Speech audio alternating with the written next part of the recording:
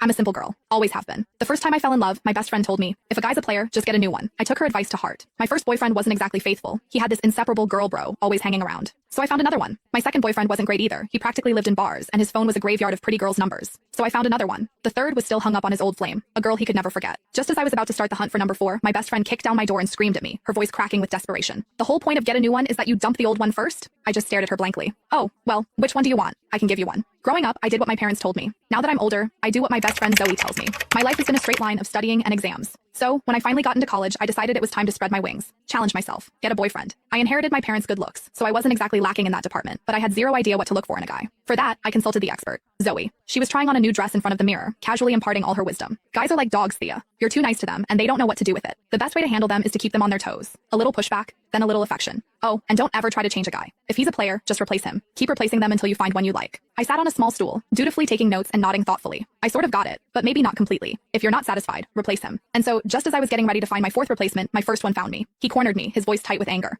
Thea, who are those two guys? Why are they telling everyone you're their girlfriend? Liam was gorgeous. That was the first rule Zoe taught me. A guy has to be hot. If he's not, you'll lose your appetite just looking at him. I took that to heart. I met Liam at freshman orientation. He was a popular senior in my major, on stage sharing his experiences. I was sitting in the front row, and I was probably the only girl there actually listening to his speech instead of just drooling over him. So, after the event, he came right up to me and asked for my number. He started texting me constantly, checking in, walking me back to my dorm after class. On weekends, he'd take me shopping off campus, to the movies, out to dinner. He'd bring me bubble tea and snacks when I was stressed from studying. He even bought me a ridiculously expensive necklace. For the first 18 years of my life, my world had been a placid pond. Liam was the first stone to ever make a ripple. So when he asked me to be his girlfriend, I said yes. What I didn't expect was that after we got together, I'd discover he had a best girlfriend who was practically attached to his hip. On one of our dates, Liam's girl bro showed up uninvited. She slung an arm around his shoulder like they were buddies and winked at me. The girlfriend won't mind, right? Me and Liam go way back. We're totally platonic. Liam just sighed, but he was indulgent. Thea's super understanding. She doesn't get hung up on stuff like this. I just smiled, watching how close they were. I remembered Zoe telling me that some things were only for a boyfriend and girlfriend. So, were they a couple? What did that make me? The other woman? For our 1-month anniversary, Liam took me to an amusement park. We were having a great day, mostly because his girl bro Tanya was nowhere in sight. But as dusk fell and we headed for the Ferris wheel, she popped up like a weed. She had that same overly casual look on her face as she linked her arm through Liam's. Liam! What a coincidence. You're here too? He smiled at her. Tanya, what are you doing here? Did you come by yourself? Yup, she said, her voice tinged with something sour. You know me. I can't stand hanging out with other girls. There's so much drama, and the guys were all busy today. They stood there chatting as if I didn't exist, as if I were just a stranger passing by. Finally, Liam seemed to remember me, though there wasn't a hint of apology on his face. Thea, Tanya's here by herself. Why don't we let her join us? At that, Tanya finally looked at me, plastering a look of regret on her face. Oh, the girlfriend. I didn't even see you there. You're not mad, are you? Tanya let out a little hiss. Liam and I are just friends. You really don't need to be so jealous about everything. I hadn't even said a word, and she was already painting me as the crazy, jealous girl. I smiled sweetly and shook my head. It's fine. I know you don't get along with other girls. The more the merrier. Tanya's expression flickered, as if she could tell I was being passive-aggressive. But Liam, bless his heart, completely missed it. He just thought I was being sweet and understanding.